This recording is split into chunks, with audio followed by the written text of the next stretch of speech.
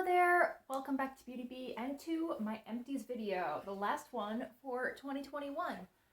I have actually quite a bit of stuff to get through this month.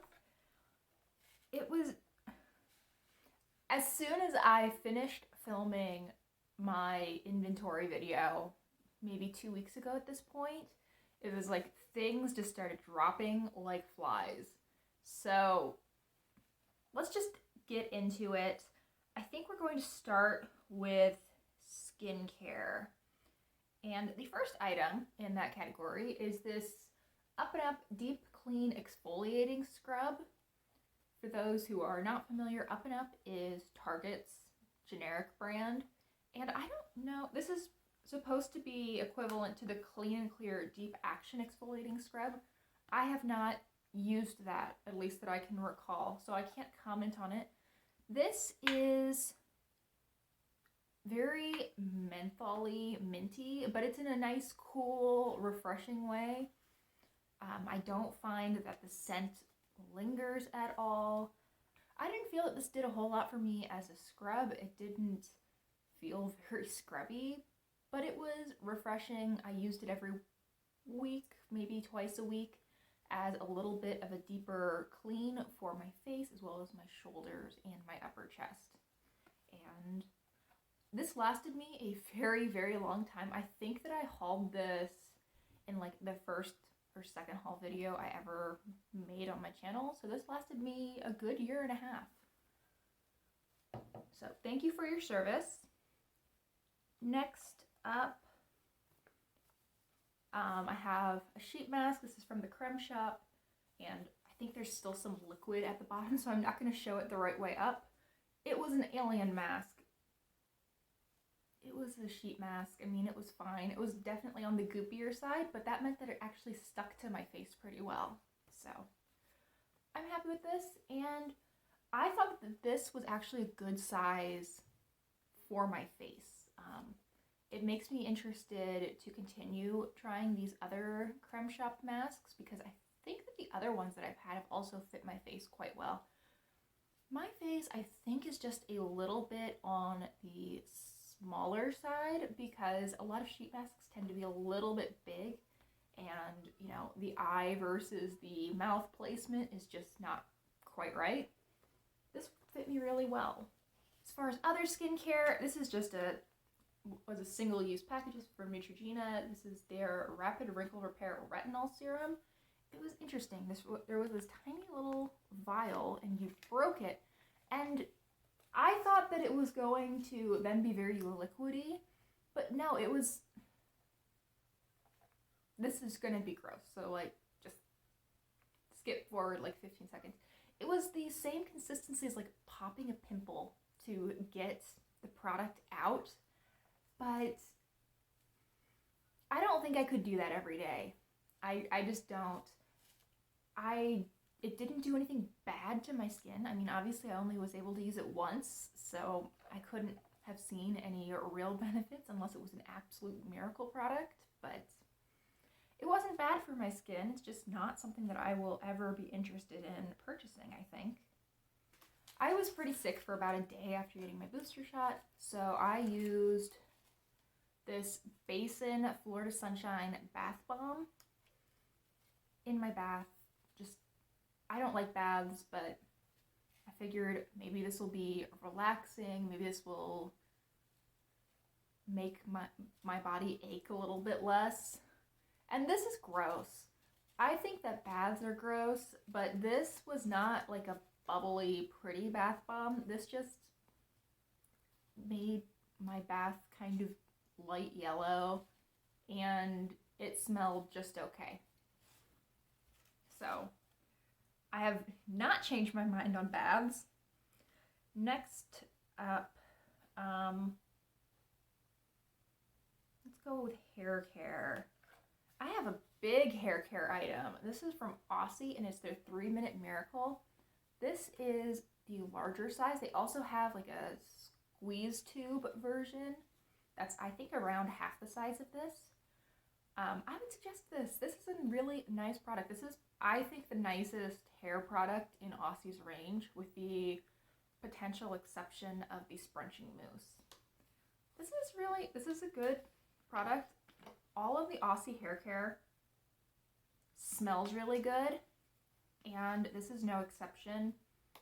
I like this deep conditioner because it's not expensive, so I feel like I can really load up on it in a way that I wouldn't be quite as willing to if I was using something a little bit higher end. You know, I think this big jug cost me like $4 or $5. So I was a lot more willing to use a very full pump or even 2 full pumps on my hair than I would have if this was a more expensive product. And I think it does really well. I think that with deep conditioners, it does help to really use a lot, and I can actually do that with this. And actually, in a pretty similar vein, we have this Garnier Fructis Plumping Treat. This is their 3-in-1 hair mask and watermelon. This is their one for finer hair, and it does smell like watermelon rind, which is delightful. And again, this is a good price. It's a nice quality hair mask. Honestly, I could see myself repurchasing either one or both of these in the future. Oh, and since we are on the subject of hair care and specifically Aussie, I think I would be remiss not to mention if you have any Aussie spray products, so think dry shampoo, dry conditioner, probably some other products that I'm not thinking of right now. They have a recall on quite a few of them, and I actually had to get rid of a dry shampoo and a dry conditioner from this brand. So if you have any P&G brand, so I think the two that really popped out to me were Herbal Essences and Aussie. So if you use drugstore dry shampoo, dry conditioner, etc., definitely take a look at that, just to make sure that everything you're using is safe. I guess this was just the month of finishing hair masks. The last one we have to talk about is a 1 ounce, so 30 ml sample from Grow Gorgeous. This is a hairline that you can get at Target. This is their Repair Strengthening Hair and Scalp Mask. I don't see what this has to do with your scalp. I mean, I don't know why smelling it's going to change anything, but it seems to me like a pretty average hair mask. I got probably 4 uses out of this, and I don't remember it doing anything good or anything bad for my hair. I just remember it being a pretty standard hair mask. And this is not an inexpensive brand, if I'm remembering correctly. I want to say that at Target, their products are in that like low $20 range. So I was a little disappointed in that. I have a thing of nails. I tried these Impress press-on manicure nails. These are from Kiss. These had a matte pink and then a super glittery set in here, and I hated these. I don't think press-on nails are for me. I found them unwieldy. I thought they weren't particularly comfortable to have on. They just got in the way. I'm not into that. I like painting my nails. I don't mind waiting for them to dry, and no. And these were the short ones too. That's what got me, because these were much longer than my natural nails. I like to keep my nails short, and these were quite a bit longer, and they just got in the way. It was kind of fun to realize just how much I wanted to gesture with my hands when I had them on. I wanted to go like full Jeffree Star, just all the finger movements with my claws, but not a good reason to purchase something. Also, why would I want to be like Jeffree Star? That's not the goal around here. I have 2 fragrance samples. First up, I loved this one. This is Flower Bomb from Viktor and Rolf. This just smells like what I want to smell like. I don't even have a good descriptor. It's not as super insanely floral as I'd always assumed that Flower Bomb would be. It's just nice. There's a little bit of warmth, a little bit of spice to it, but it feels clean while being floral. Really lovely. I could see myself wearing that year round. This next one, Viva La Juicy Neon. This is fun.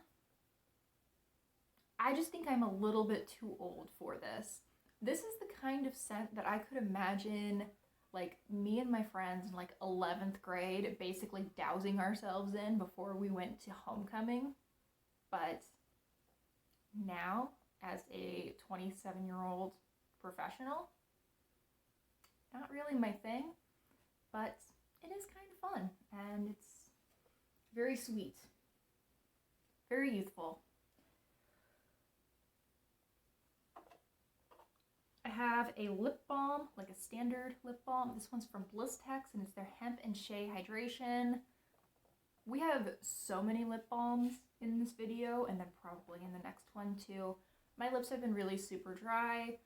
This one I think is decent. It does definitely smell tropical. You can definitely smell both the pineapple and the coconut.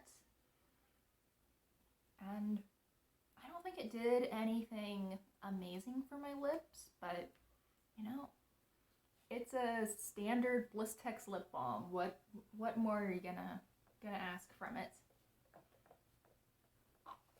Let's just do the other lip balm products.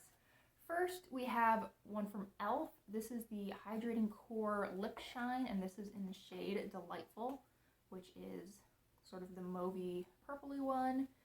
These are the ones that have the little heart inside. These have quite a bit of color to them. Let me swatch. They're kind of a sheer color that you can build up. The Hydrating Core doesn't have any color, I think, to it. Yeah. And that's most of what's left. So I'm not getting a nice swatch, but I really enjoyed this. I thought that it was quite comfortable. It was easy for me to wear.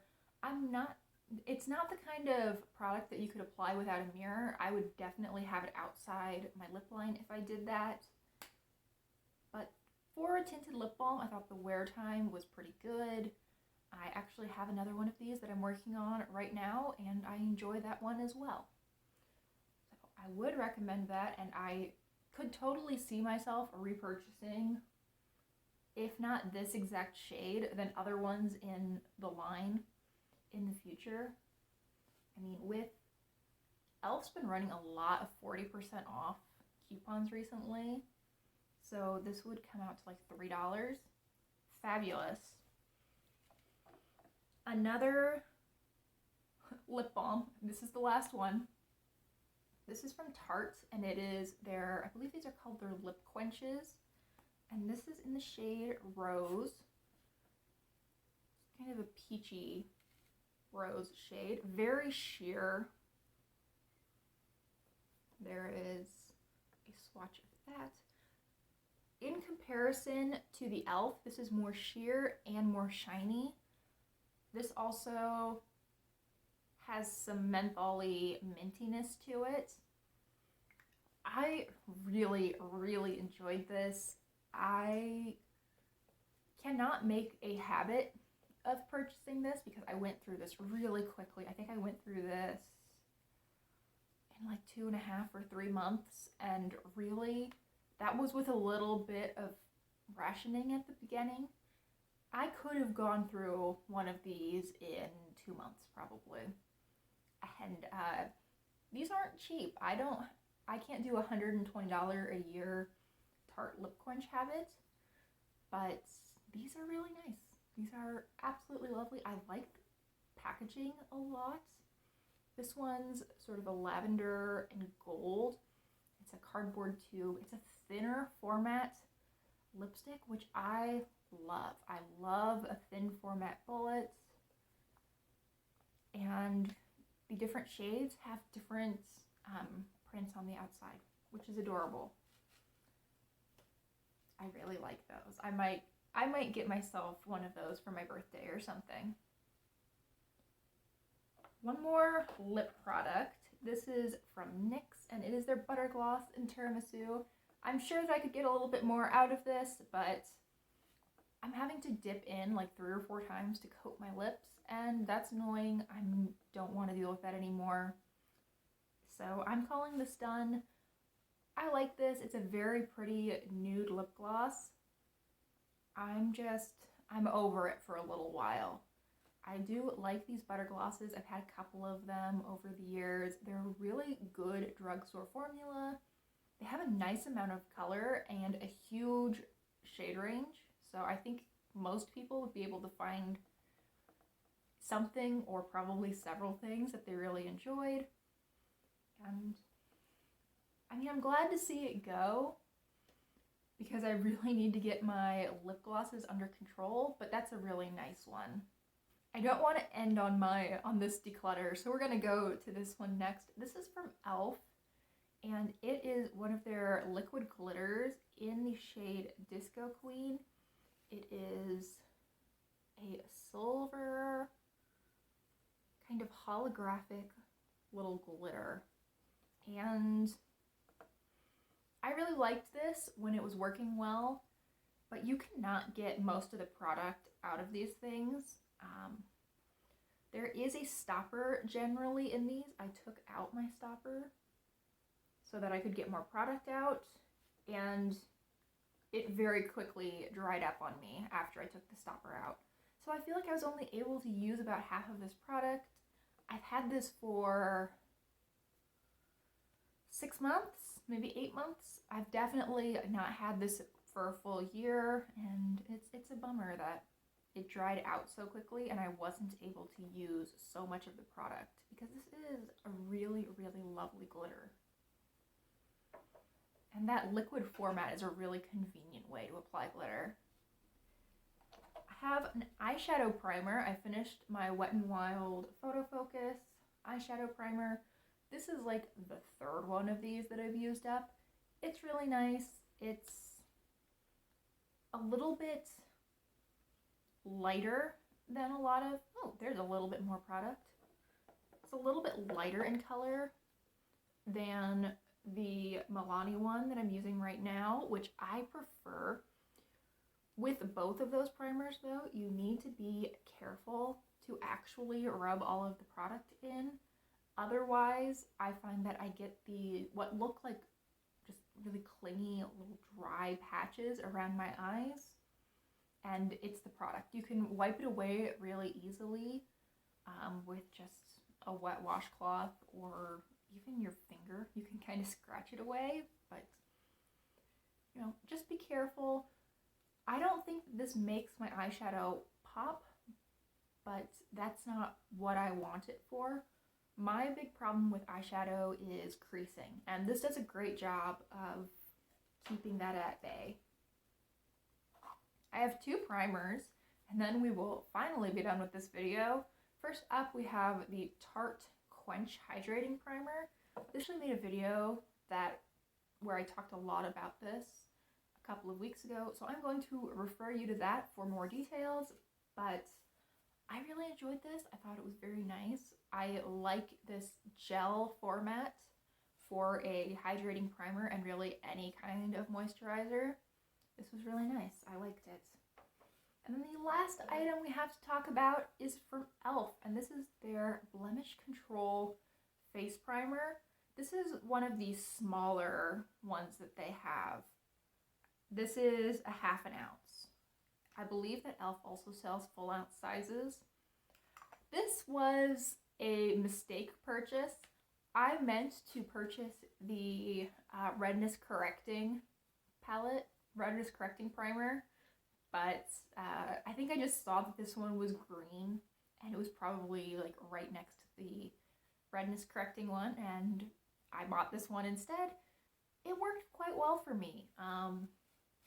I don't have a lot of problems with acne anymore, knock on wood, but this did provide a nice base for makeup to go on top of, particularly with things like cream blush. I often find that they apply a little bit better if there's some primer or foundation or something underneath. And I don't tend to wear foundation on an everyday basis, so this provided that nice base. This isn't something I would repurchase because I can get other primers that are a little bit more suited to my skin. So, for example, the Tart Quench primer. But I did like using this, and even though it was a mistake buy, I actually have really enjoyed it. I have my empties. My bin is ready to be filled again over the next month. Thank you so much for watching. I really hope you enjoyed, and I hope you'll consider liking and subscribing if you did. Thanks again, and I really hope that I will see you all next time. Bye!